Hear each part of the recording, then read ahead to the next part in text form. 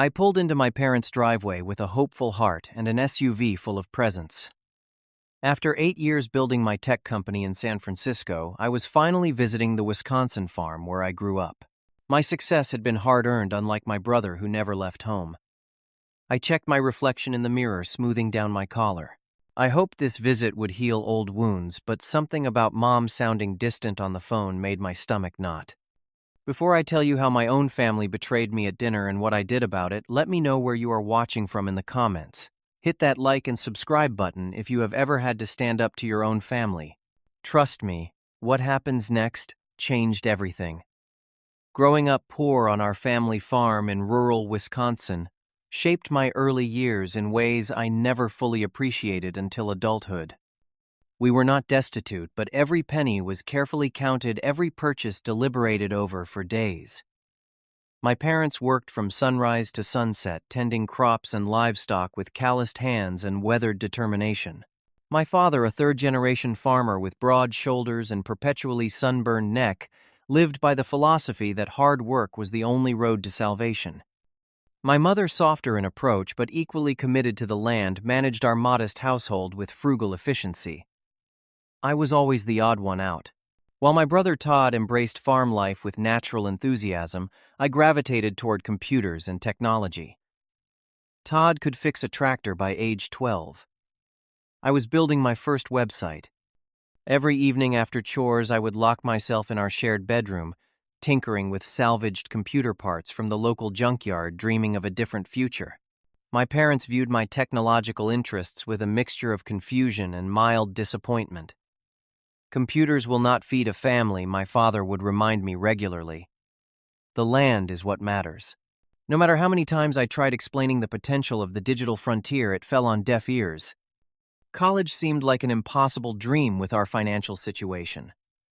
The farm barely generated enough income to sustain itself, let alone fund higher education.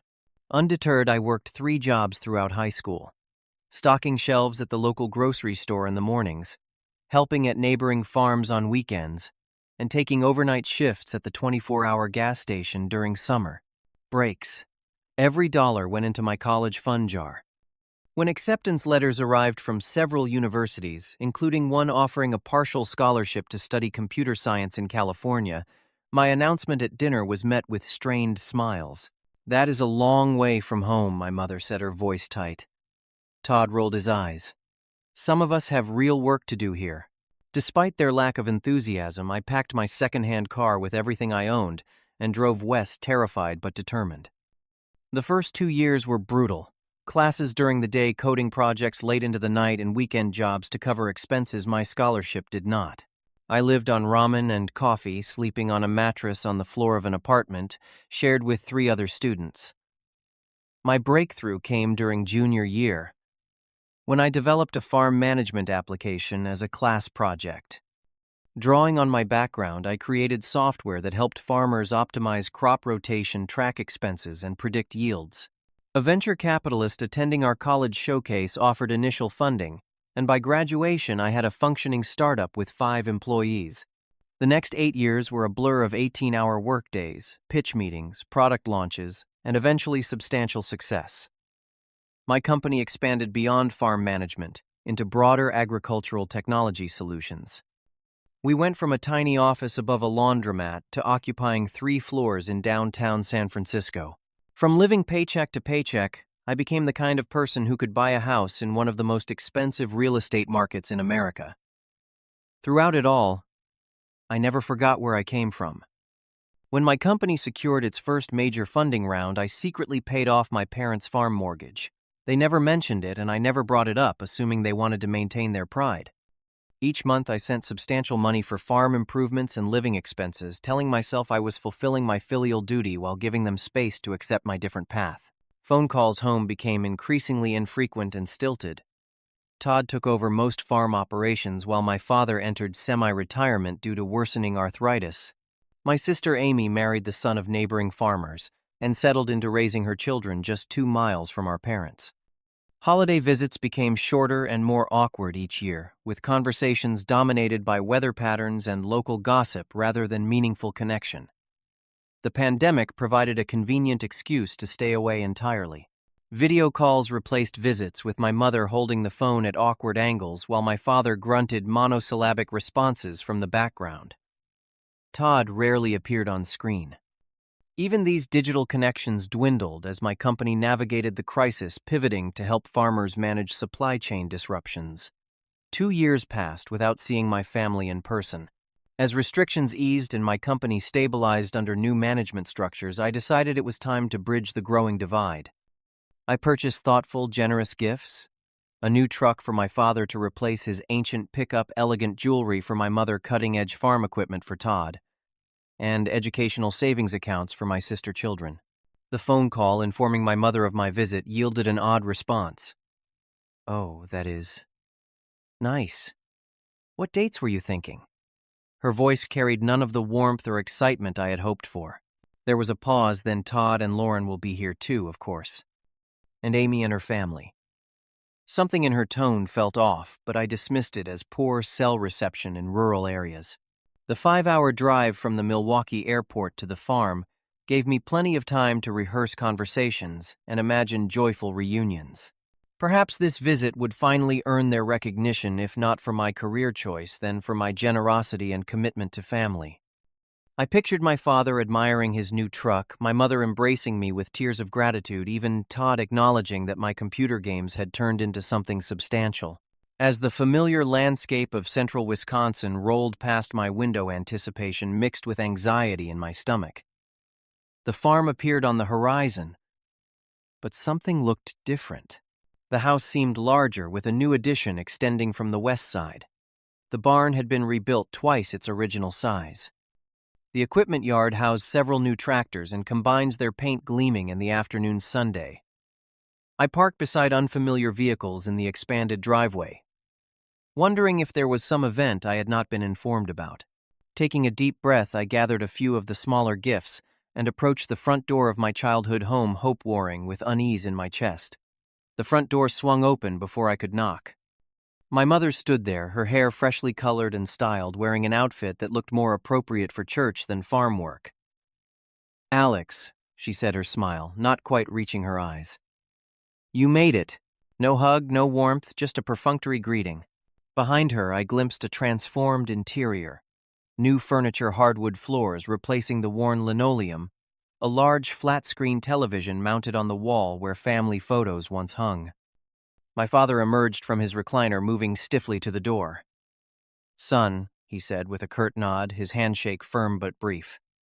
No mention of the payments that had cleared their mortgage, no acknowledgement of the monthly support.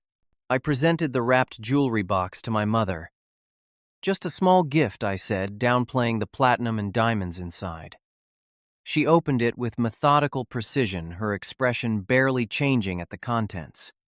"This must have been expensive," she commented, placing the box on a side table without trying on the pieces. The keys to the new truck elicited a similar response from my father. Fancy," he muttered, pocketing them without further comment. No offer to view the vehicle waiting at the dealership in town, no thanks for replacing his 20-year-old truck with failing brakes.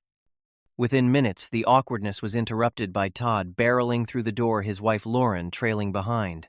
My brother had filled out since I last saw him, his farm muscles supplemented with what appeared to be regular gym workouts. His clothes were no longer the worn work attire I remembered, but designer jeans and a button-up shirt that probably cost more than his monthly income should have allowed. Well, look who decided to grace us with his presence," Todd announced, making no move to embrace me. "The prodigal son returns from his castle in California." His tone carried an edge that immediately set my teeth on edge. Lauren offered a timid smile and quick hug, then busied herself helping my mother in the kitchen. "Good to see you too, Todd," I replied, forcing brightness into my voice. "The farm looks amazing. You have made a lot of improvements." I gestured toward the window where new outbuildings were visible. "We make do," he said dismissively. "Some of us have to work with our hands instead of typing on keyboards all day." He grabbed a beer from the refrigerator. Not the budget brand we grew up with, but an expensive craft beer, and disappeared into the new addition without inviting me along. Determined to maintain positivity, I offered to help in the kitchen. My mother assigned me the mundane task of peeling potatoes, though I noticed the countertops had been upgraded to granite, and new high-end appliances lined the walls. As I worked, she peppered me with surface-level questions about the weather in California and traffic, never once asking about my company or personal life. "We have invited a few people for dinner," she mentioned casually. "Just family and close friends." "That sounds nice," I responded, though I had hoped for a quieter reunion. "Who will be joining us?" "Oh, just the usual crowd. Your Uncle Bill and Aunt Mary, Cousin Joe, and his new wife, the Petersons, from down the road." She continued listing names, most belonging to people who had shown little interest in my life before I left. "That is quite a gathering," I observed. "You should have told me. I could have brought gifts for everyone." She waved dismissively. "No need to show off, Alex." The comment stung, but I let it pass. As we worked, I noticed my mother wearing an expensive-looking watch and designer clothes that contrasted sharply with the practical attire she had worn throughout my childhood. When I complimented the watch, she merely said Todd gave it to me for my birthday, offering no further explanation of how my unemployed brother could afford such luxury. As dinner preparations continued, relatives began arriving. Each greeted me with the same perfunctory acknowledgement before enthusiastically engaging with my parents and Todd. I overheard fragments of conversations about recent family gatherings I had not been informed of, inside jokes I was not part of, and references to vacations taken together. My Uncle Bill cornered me by the refrigerator, his breath smelling of bourbon. "Alex, my boy, we need to talk about an investment opportunity. Got this new venture with guaranteed returns. Only need about $50,000 to get started." Before I could respond, Cousin Joe joined in. "Speaking of investments, that equipment you helped us buy has been a game changer. Productivity up 30%. He clapped my shoulder conspiratorially. Confusion washed over me. I had never invested in equipment for Joe.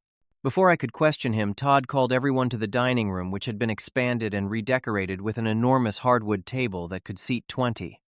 As I took my assigned seat, notably far from my parents at the head of the table, I discreetly checked my banking app. The transaction history showed regular monthly transfers to my parents' account, but also numerous large withdrawals I had not authorized. Transfers to Todd Farming Enterprises and Family Investment Fund appeared regularly, none of which I had approved. My stomach clenched as realization dawned. Excusing myself to use the bathroom, I took a wrong turn down the new hallway, finding myself in what appeared to be my father's office. Curiosity and growing suspicion propelled me to glance at the papers on his desk. There, in plain sight, lay documents for land purchases, expanding the family farm by hundreds of acres. Receipts for farm equipment totaling hundreds of thousands of dollars, and bank statements showing my money being systematically redistributed to various family members. Most disturbing was a photo album left open on the credenza. It contained pictures from what appeared to be a family cruise to Alaska, a Christmas gathering at a mountain resort, and a beach vacation in Florida. All events I had never heard about, all apparently funded by my contributions to family expenses. The sound of approaching footsteps forced me to retreat quickly to the bathroom, my mind reeling with betrayal. The family I had been supporting for years, sending over $600,000 to in total, had been living lavishly while excluding me from their lives. The farm had never been in financial trouble after my initial mortgage payoff. My generosity had been exploited, my absence used as an opportunity to take without gratitude or acknowledgement.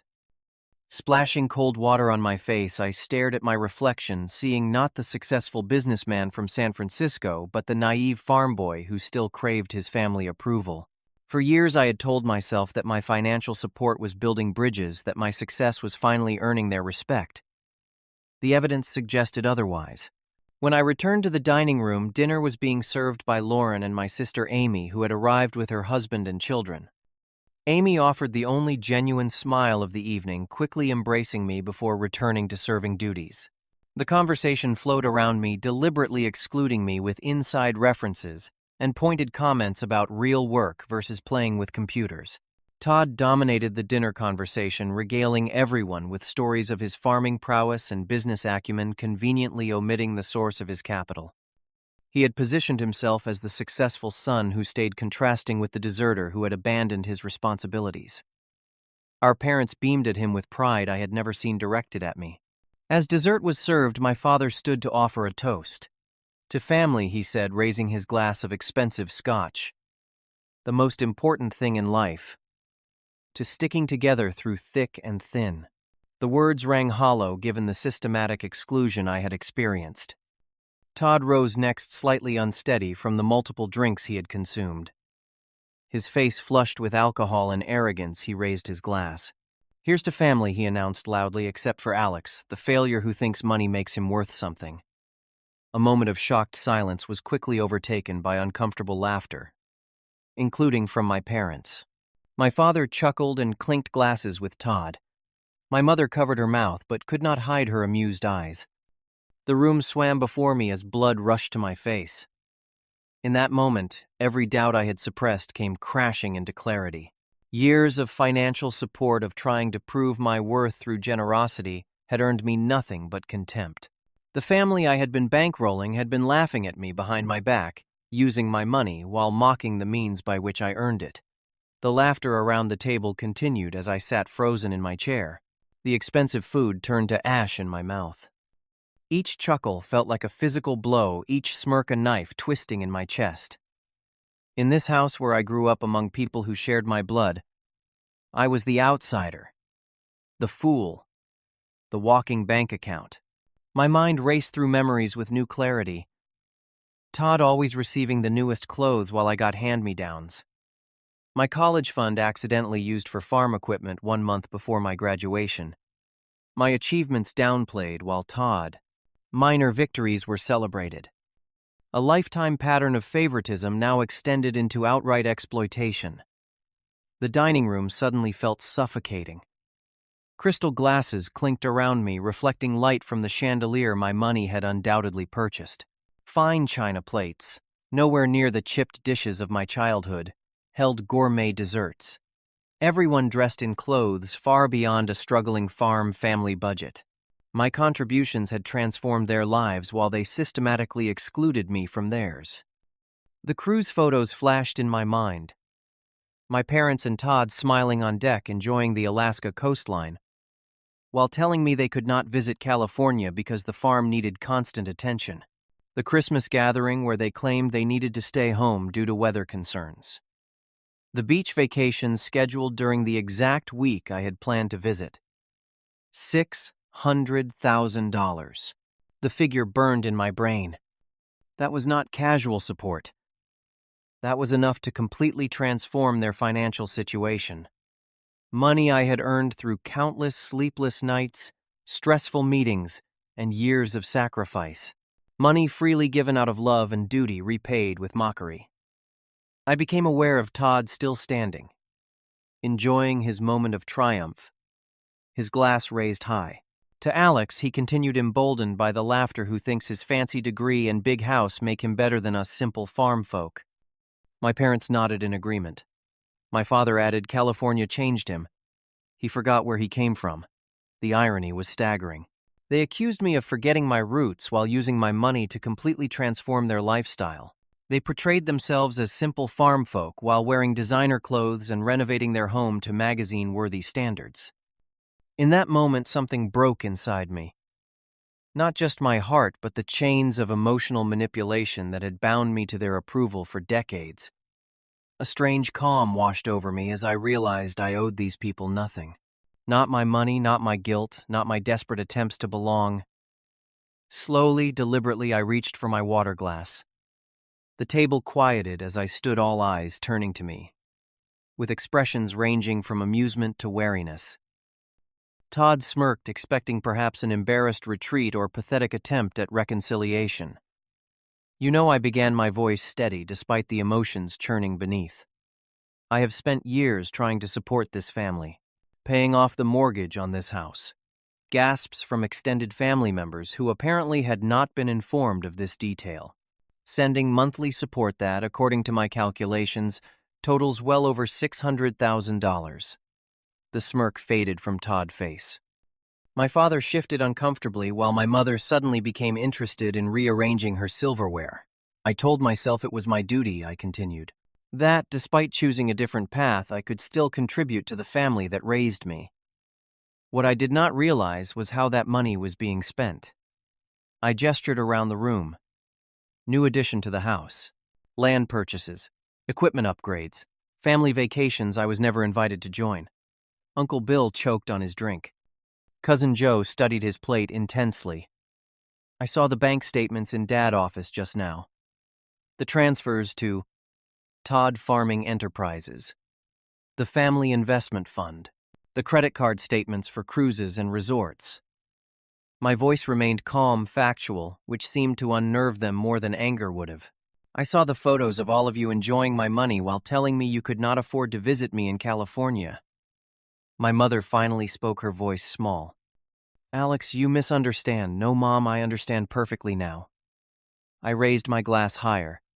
So let me offer my own toast. I looked directly at Todd, then at each of my parents. To the failure who just stopped paying. The silence that followed was absolute. No clink of silverware, no nervous coughs, just stunned, horrified silence as the implications of my words sank in. Todd's face contorted with rage. You ungrateful, little ungrateful, I cut him off with a hollow laugh. That is rich, coming from someone who has been siphoning my money for years while mocking me behind my back. Now, son, my father interjected his authoritative farmer tone, failing to mask his panic. There has been a misunderstanding. The money you sent was for family purposes, and we are family. Family does not exclude one member from gatherings while using their money to fund them, I replied. Family does not lie about financial hardship to extract more support. Family does not mock the very success that has benefited them. We never asked for your charity, Todd shouted, though his eyes betrayed his fear. No, you just took it while pretending the farm was struggling. Tell me, Todd, how did you afford that $60,000 tractor on display in the barn or the land expansion last spring? Certainly not from crop yields during a drought year. Relatives began awkwardly excusing themselves, mumbling about long drives home and early morning commitments. Within minutes only, immediate family remained in the dining room. The elaborate dinner abandoned. I am leaving now, I announced calmly, placing my napkin on the table. And to be perfectly clear, the financial support ends today. The automatic transfers will be canceled before midnight. The truck I purchased will be returned to the dealership. You can keep the jewelry, Mom. Consider it a parting gift. You cannot do this to us, my mother whispered, tears finally appearing. We are your parents. We raised you. And I have repaid that debt many times over, I replied. Now I am setting myself free. As I turned to leave, Todd made a final desperate attempt. You will regret this. Family is all that matters in the end. I paused at the doorway. You are right about one thing, Todd. Family does matter. Which is why I will be building one with people who actually care about me, not what I can give them. The guest room where I had left my overnight bag seemed smaller now, constricting with memories of childhood dreams and recent betrayals. I packed quickly, methodically, my hands steady despite the emotional earthquake reshaping my internal landscape. The framed family photo on the nightstand, one my mother must have placed there for my visit, showed younger versions of us all smiling during a rare vacation to a nearby lake. Even then, I stood slightly apart, the family outsider. Heavy footsteps in the hallway announced my father approach before his knuckles rapped against the door. Alex, he called, his voice attempting a conciliatory tone that sounded foreign coming from him. We need to talk, son. I continued packing, not bothering to respond. He entered anyway, followed by my mother, whose eyes were red but conspicuously dry. You are overreacting, my father began, crossing his arms over his chest. Family has disagreements. What happened downstairs was unfortunate, but... Save it, I interrupted, zipping my bag closed. I saw the bank statements. I saw the photos of family gatherings I was never told about. Those were... My mother hesitated, searching for an acceptable lie, spur of the moment things. We did not think you could get away from your busy California life. The Alaska cruise was spur of the moment. The Christmas in Colorado was impromptu. I pulled out my phone, opening my calendar. I have emails from 3 years ago begging to fly you all out for Christmas. You claimed you could not leave the farm. That same week you were at a ski resort. They exchanged uncomfortable glances. My father tried a different approach. The money you sent was for family use. We used it for family. We just have different ideas about what. Different ideas, I repeated incredulously. I sent money for mortgage payments on a mortgage that no longer existed, for equipment repairs and living expenses, not for luxury cruises and land grabs that were deliberately hidden from me. The farm needed expansion to remain viable, he insisted. Then you should have been honest about that. Instead, you maintained the fiction of struggling financially while living better than most people in this county. I shouldered my bag. You lied to keep the money flowing. You excluded me from family events while using my money to fund them. You allowed Todd to position himself as the hard-working son while painting me as the deserter, all while my money financed his lifestyle. My mother placed a restraining hand on my father's arm before he could respond. Her expression shifted from fake contrition to calculated pragmatism. You owe this family, Alex. We sacrificed to raise you. We gave you a home food education, which most parents do without expecting lifelong payments in return. I cut in. I repaid any debt by saving this farm from foreclosure and supporting you for years. That debt is now cleared.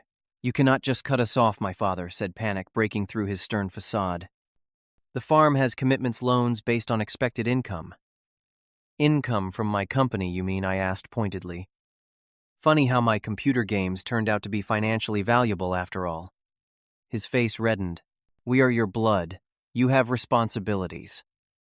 My responsibility to myself is to stop enabling toxic relationships.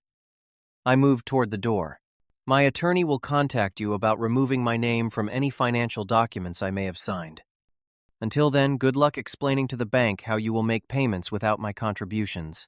The drive to the highway never felt longer. Darkness had fallen, but I had no intention of spending another minute in that house. A decent hotel in the nearest city would do for tonight, with a flight back to San Francisco rebooked for morning. As I placed my bag in the trunk, movement in my peripheral vision made me turn. Amy approached her steps hesitant, her expression pained. Alex, wait, she called softly. Please, just 1 minute.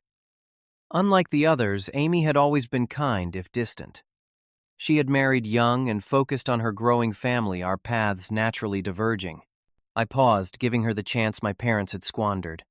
I did not know, she said, her voice thick with genuine emotion. About the money, the mortgage, all of it, I thought. She trailed off, looking embarrassed.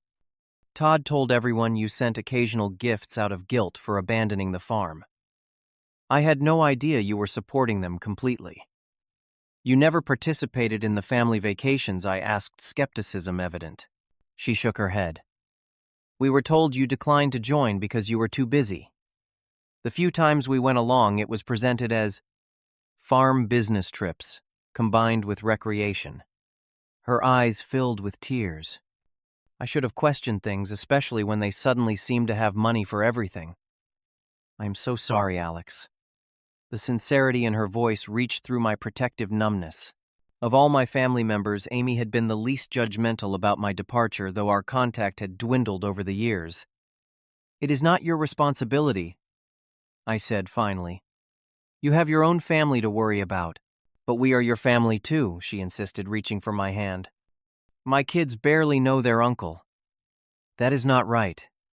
Something softened slightly within me. Your children are innocent in all this. I would like to know them better. I squeezed her hand before releasing it.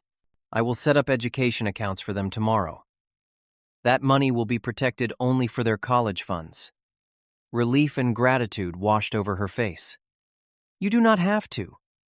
I want to, I interrupted. Family helps family, Amy. Real family, not whatever twisted version exists in that house. She nodded, understanding the distinction. Will you stay in touch? With me, at least. Yes, I promised. But not with them. Not after tonight.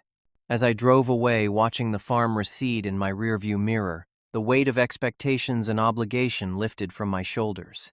The pain remained a throbbing wound, that would take time to heal, but beneath it lay something unexpected: freedom. Returning to San Francisco brought immediate practical tasks that helped focus my churning emotions. First, I contacted my bank to cancel all automatic transfers to my parents' accounts. Next, I emailed my attorney to begin the process of removing my name from any family business entanglements and establishing education trusts for Amy children. The dealership was notified that the truck purchase was canceled, the deposit forfeited. With the immediate financial ties severed, the emotional aftermath hit full force. My spacious hillside home, usually a sanctuary, felt empty and cold. Achievements that had once filled me with pride, awards on the walls, the view of the bay, the custom furniture, suddenly seemed hollow, as if my family rejection had retroactively devalued everything I had built.